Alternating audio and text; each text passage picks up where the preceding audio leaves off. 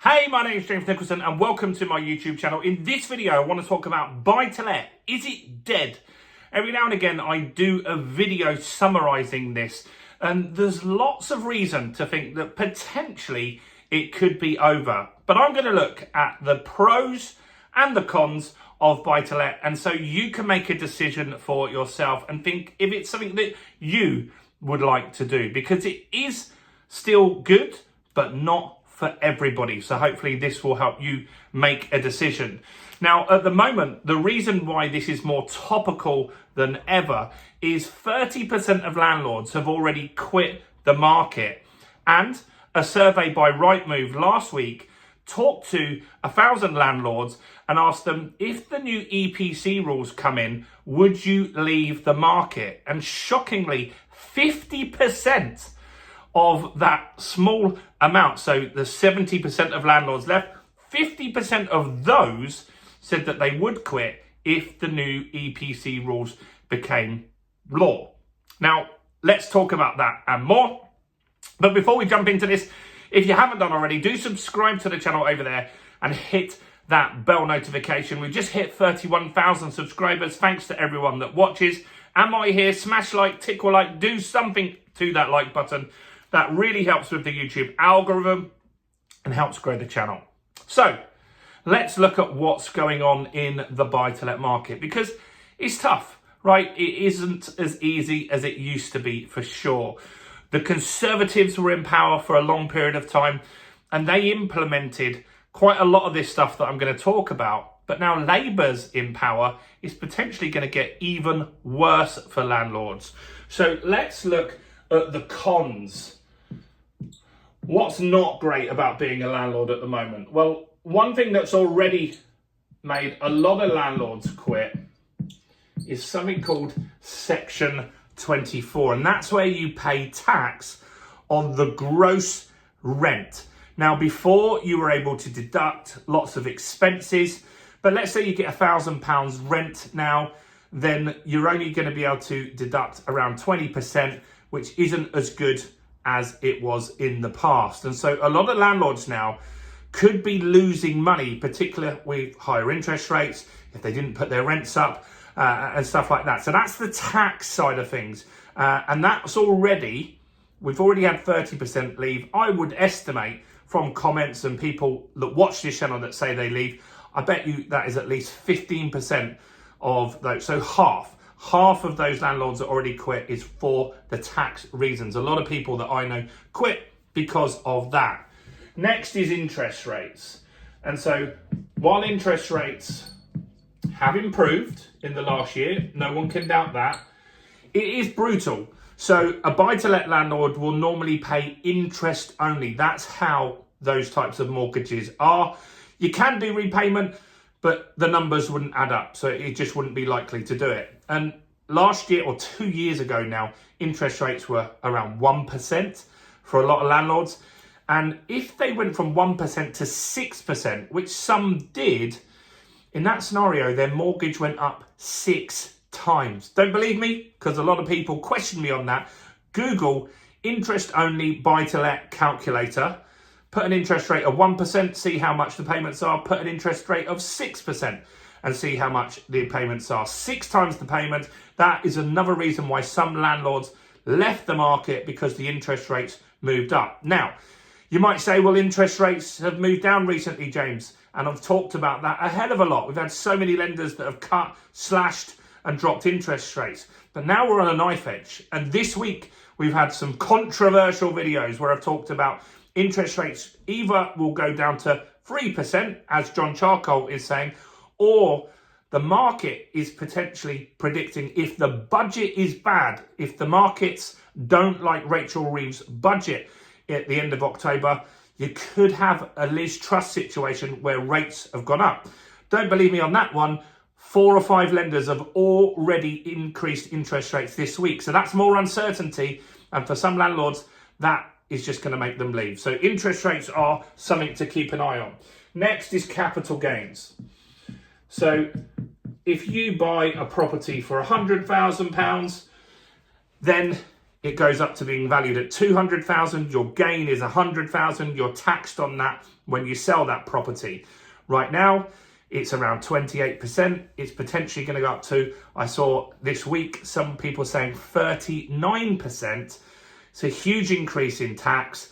There's obviously, you get capital gains allowance and stuff like that. You can reduce it, but it's a very expensive tax already, regardless of what the rates are. And it's going to get more expensive. So some landlords are quitting now because they want to sell the property before that capital gains, higher rate of capital gains is increased. And that will probably be in the October budget, but likely to happen at the end of March to coincide with the financial year. So that's something that's making people leave. What else? You've got inheritance tax. And so some landlords, landladies, they want to give their properties to their kids, and potentially inheritance tax is going to get worse. So they want to actually get the cash now and look at other options and other investments. So that's another reason why some people are selling now, again, related to the budget. The next one is Section 21. Now, Section 21 is very controversial.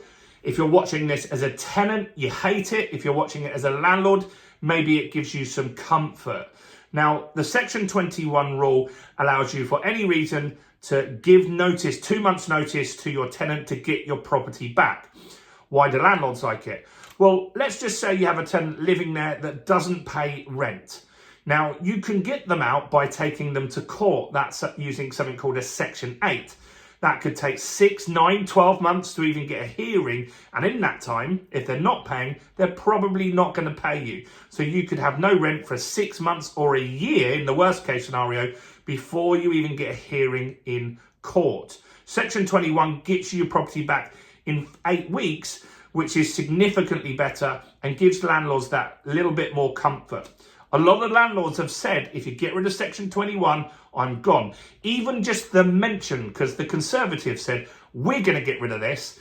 Even the mention of that was a reason why we had a big landlord exodus as well. The tax was probably the biggest. Next, I would say, would be Section 21. That worries the bejesus out of landlords, and that's making some people quit. Next, Renters' Rights Bill. And so the Renters' Rights Bill includes Section 21, but it also dictates to landlords more rules. You have to allow people to apply for your property that are on benefits, that have got pets. You'll have a rolling contract. Someone can give you notice after moving in for 2 months rather than 6 months now, meaning they could take the property, give notice on the first day, move out 8 weeks later and use it as a short let. It's possible. I don't think lots of people will do that, but that worries some landlords, right? And that Renters' Rights Bill, I've made some long videos on that on this channel, so do go and check those out. That's worrying more landlords. They see it as more hoops that they've got to jump through, and it's making more landlords quit. So it's making buy-to-let that little bit harder. The last one, before we get to the positive stuff, right, because it is still something that can be done, EPCs, Energy Performance Certificates. Ed Miliband said this week that landlords will need to get their properties up to a level C by 2030. Residential properties, they don't have to do anything. It will be just on landlords to do that. You will have to spend a minimum of £10,000. I've made some more in-depth videos on that on the channel. Again, that's going to push more landlords out that either don't have 10,000 or don't want to spend 10,000. Imagine if you had a property up north, you get 500 quid a month in rent. That's nearly 2 years rent wiped out before you got the chance of the boiler breaking or not getting paid or estate agent fees. So a lot of people will quit the market if that is enforced. So that's something to consider. But it's not all bad. What is good? Well, the pros, I'm still investing, right? I have no intention of leaving the market. I've never sold a property in my life. So if you ever want advice on selling a house, I can't help you with that. I've never done it. I can give you a good guess, but I don't really know what I'm doing. And that's my goal, is to keep my properties until death, pass it on to my daughters. I have businesses, but business is hard for someone to inherit. Houses aren't. So what's good about that? Well, that means it is an asset that my girls, I've got 2 daughters, Georgia and Amelie, they can run my properties when I'm either too old or I'm not here anymore. It's an easier business to run. Estate agents do most of the work for you. What's also good is rising rents. So yes, interest rates are up, but so are rents. And so that makes it that little bit easier. With all the new legislation that's coming out, rents will probably rise again. That will help you pay for the EPC. That will help you pay tax. That will help in those kind of scenarios. I'm talking about, is buy-to-let something good as well? It is also good if you invest in the right vehicle, meaning don't invest in your personal name. If it's a new deal, buy it in a limited company. Then you don't have this Section 24 tax, and some of these things are going to be better in a limited company. So that's an option. So company, the option is to buy it in a company. That's definitely something to consider. And the main thing for me is capital appreciation. I don't feel that we are going to have ever enough houses in this country. Labour have said they'll build 1.5 million in 5 years. I don't see it happening. Every government said that. Maybe it will, but while interest rates are higher, developers' costs are more expensive. Buyers that could potentially buy off that developer, they're also limited by the budget that they've got. You've got a bit of uncertainty at the moment. Our house price is going to dip somewhat. So that's not going to build enough houses. Longer term, you'll always have that capital appreciation. It's been a problem for centuries. We don't build enough houses. We're a tiny little island. We're growing with immigration and people living longer. And so I feel the capital appreciation will always be there. That's how I make more money in my property than the rent. With the rent, I do want to make some profit. I do want to maintain my properties with that, but it's the capital appreciation that will make you rich from property. So would I invest or would I not? I'm still investing. I've already bought one property deal in the last few months that's I bought for £120,000, refurbed it, and I've had it valued at 170. There are deals out there. You need to look for new buy-to-let properties where you can add value. Can you add a bedroom? Can you do a refurb? Don't buy new build properties. They don't work. You want to buy the old properties that you can fix up and make a profit. So I think buy-to-let is not dead, but I do understand that still, whatever happens, there are tons of people that are going to leave the market because they own the property in their personal name. They've had enough. They're tired. It's harder than it was before, but that extra barrier to entry, longer term, will mean that most people that carry on doing it will find that they have a much better business. That's my thoughts. Any thoughts, questions, observations, or opinions, do comment below. Do smash like, do subscribe, do check out all the other content on my channel, including this video right here.